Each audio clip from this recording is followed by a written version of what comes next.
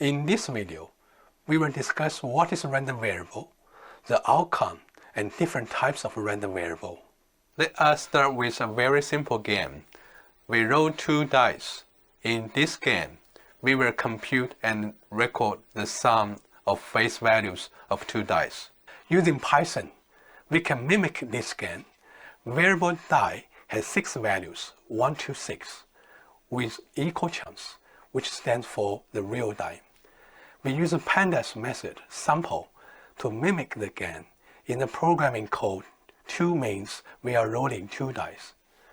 Then we can calculate the sum of face values of these 2 dice, and we get 8. If we roll 2 dice 50 times, we can get 50 observations or realized outcomes of sum.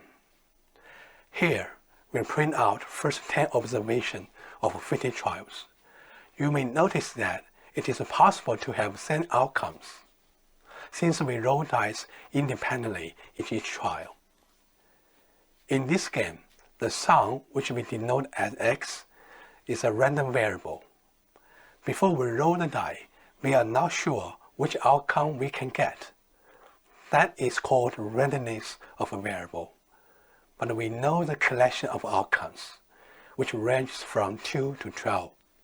The collection of outcomes on the left is not a random variable. Instead, they are realized or observed outcomes or values of x. Outcome is basically the results of the game.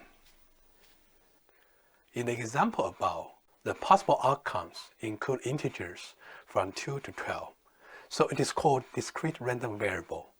There is another type of variable, for example, daily return of a stock price. It can take any real values, hence it is called continuous random variable. We will discuss these 2 types of variables in more details in the next video.